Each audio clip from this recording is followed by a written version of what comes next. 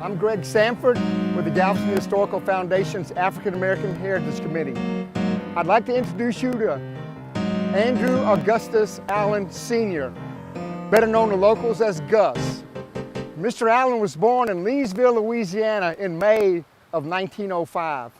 His grandparents were slaves. He made his way to Galveston in 1920.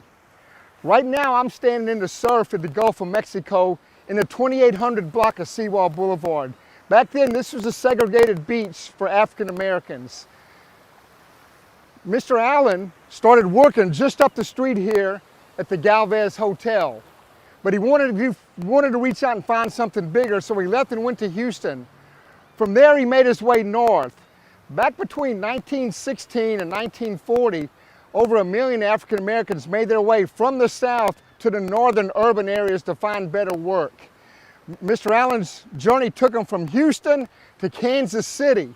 Mr. Allen really wasn't fond of all the people in the Big Apple, so he made his way back south and ended up in Biloxi, Mississippi.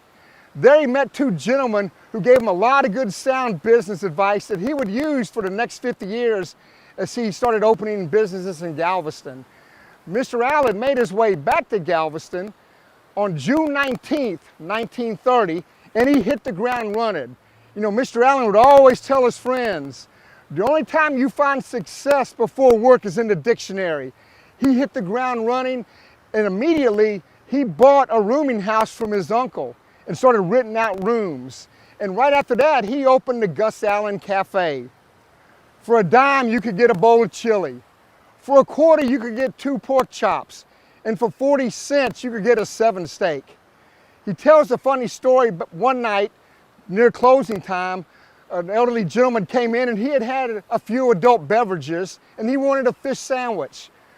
When Mrs. Allen told him they were out of fish, he goes, "Fry me up some shrimp, I'll eat that."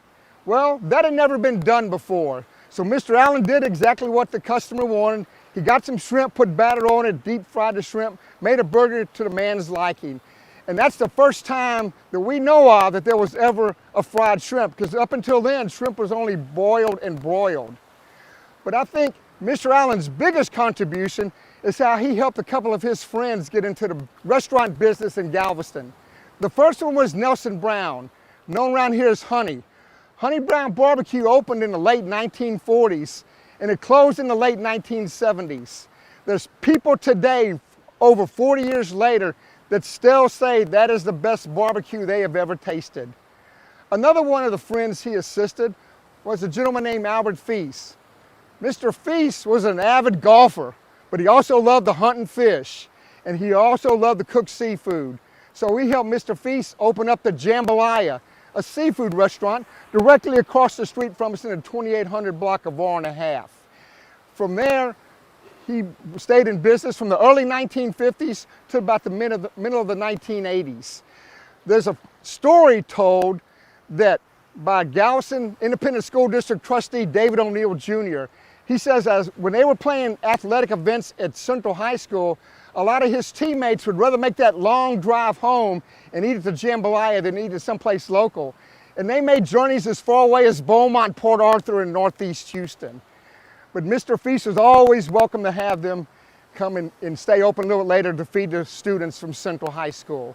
But Mr. Allen made a significant contribution to the city by building hotels, apartment buildings, restaurants, coffee shops, lounges, and even had a triad of dry cleaners. Mr. Allen had a business in Galveston, or a business enterprise in Galveston that expanded a time of over 50 years. In 1988, in June of 1988, Mr. Allen passed away, and he's interred just off Seawall Boulevard on 59th Street. You can see his grave marker from the road. But Mr. Allen truly made a contribution to the development of Galveston.